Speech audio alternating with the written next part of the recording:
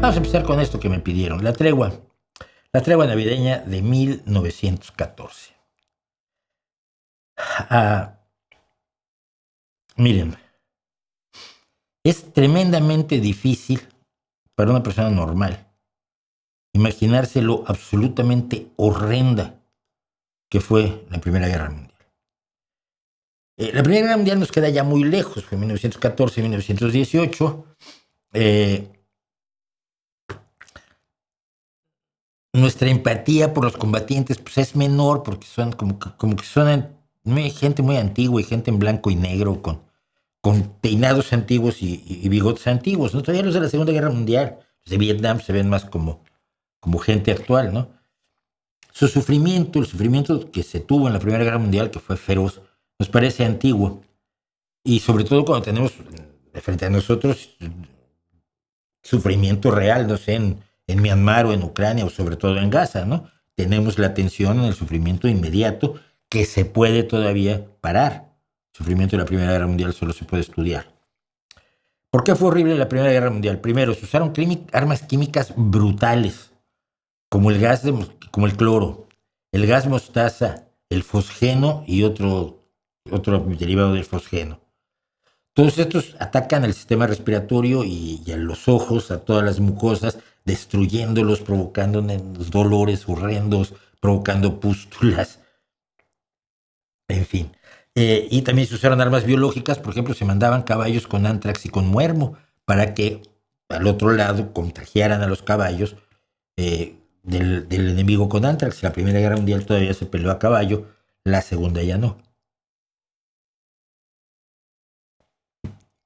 La guerra de trincheras, además, aquí, la guerra de trincheras implicaba vivir con una humedad constante. De hecho, hacían tarimas sobre el suelo para apartarse de la humedad, del agua que había en el subsuelo de muchas de las zonas en las que hubo frentes de batalla. Se pudría la ropa, se pudrían las botas, se pudría la comida y la piel sometida a una humedad constante sufre alteraciones aterradoras. Sacar la cabeza de una trinchera era invitar a que te dieran un tiro. Y de ahí los terribles desfiguros de los que vamos a hablar en cosas que sabemos de hoy sobre cirugía reconstructiva. La guerra costó entre 15 y 22 millones de muertes y otras tantas lesiones graves.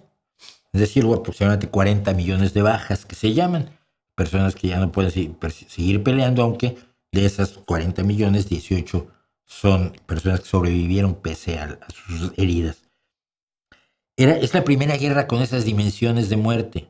Después la Segunda Guerra Mundial la superó, pero ninguna guerra antes había sido así de bestial, precisamente por las nuevas formas, el bombardeo aéreo, la artillería a larga distancia y las armas químicas. La guerra comenzó el 28 de julio de 1914 y se prolongó 3 años y medio. Ahora, o sea, hasta noviembre del 18. Para diciembre, para la Navidad de 1914, llevaban 5 meses en conflicto. Y en ese momento había varias iniciativas de paz a nivel internacional, pero además ya se habían dado constantemente treguas entre adversarios que estaban enfrentados en trincheras muy cerca unas de otras. No eran 2 kilómetros entre trinchera y trinchera, eran decenas a veces de metros, ¿no? O unos pocos cientos de metros.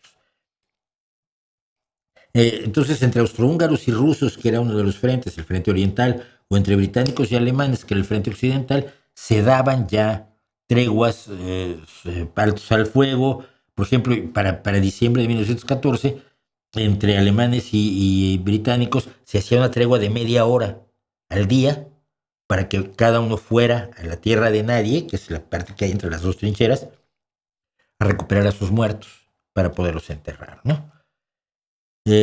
Por supuesto, estas treguas no le gustaban a los altos mandos militares, porque un alto mando militar lo que tiene que hacer es convencer a sus soldados de que los que están enfrente son lo peor que hay en el mundo y que aniquilarlos es urgente y es lo único bueno que puedes hacer en el universo.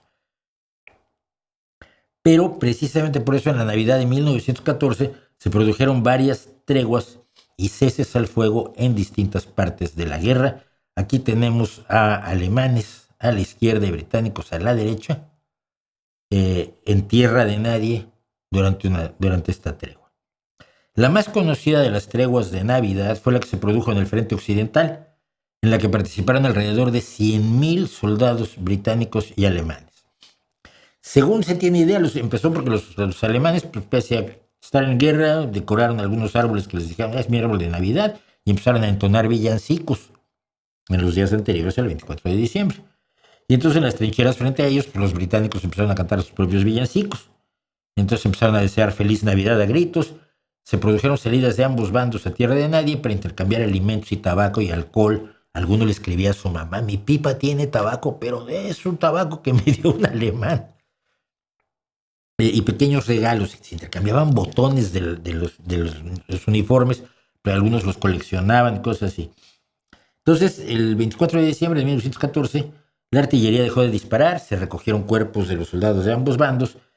En algunos lugares se hicieron ceremonias religiosas conjuntas, finalmente ahí todos eran protestantes, de distintas denominaciones, pero eran protestantes. Algún peluquero le cortó el cabello a uno de sus enemigos. ¿No?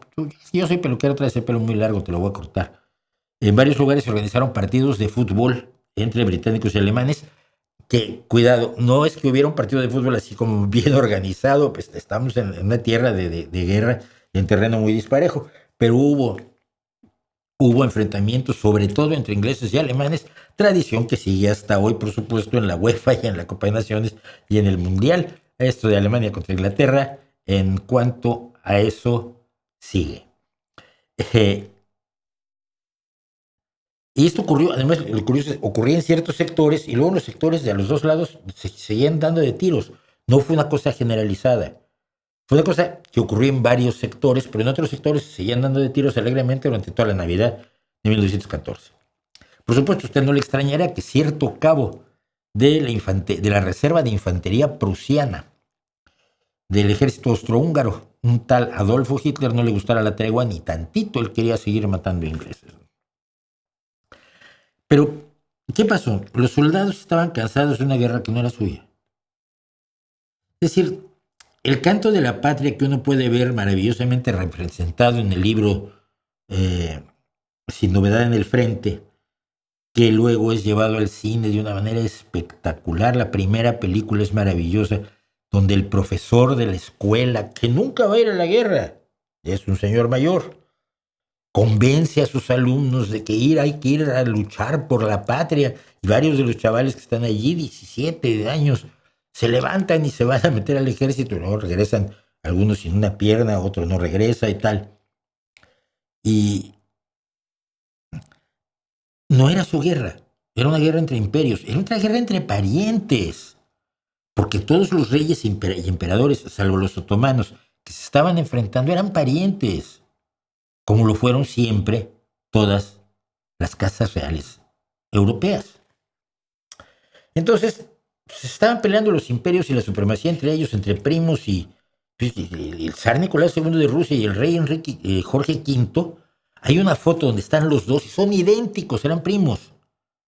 Y los dos eran descendientes, me parece, de la reina Victoria. Pero si los ves, son igualitos, genéticamente eran lo mismo. Más con el problema de casarse entre primos que tenían y tíos y demás que tenían ellos. Entonces, era una guerra que no tenía nada que ver con la vida normal ni con la vida de las familias de los soldados. No era como la Segunda Guerra Mundial, donde estabas luchando contra el mal y además, si no luchabas te ibas a morir. O sea, si no o te iban a hacer esclavo. No era por una hegemonía imperial por lo que se luchaba en la Segunda Guerra Mundial. Es más como si en Vietnam los jóvenes, que yo conozco a muchos que estuvieron en Vietnam, no sabían por qué estaban peleando. Estás defendiendo a tu país en Vietnam, si mi país no tiene ninguna amenaza de Vietnam. Estoy aquí matando gente que está muriendo por su país. Oye, no estaremos haciendo malas cosas. Y lo pensaron muchos. En el frente oriental, por cierto, también se produjeron treguas menos extendidas entre austrohúngaros y rusos. En 1915 hubo algunas treguas navideñas todavía menos extendidas por dos motivos. Porque 1915 fue un año de combates horrendos, de montones de muertes, de sufrimiento entre los ejércitos, aterrador, que habían atizado el enemigo el odio al enemigo, lógicamente, y además los altos mandos se dedicaron a partir de la tregua de 1914 a desincentivar toda forma de confraternización con el enemigo. Tú no puedes pensar que el chico al que le estás disparando es como tú. Lo tienes que deshumanizar para justificar el disparar. Y recuerde usted que se dice que al menos la mitad de los que van a la guerra nunca le disparan a otra persona. Y si dispararon, disparan al aire. El capitán Edward Hulse encontré relatando cómo alemanes y británicos cantaron juntos el Auld Lang Syne, que no me acuerdo cómo lo pusieron en español.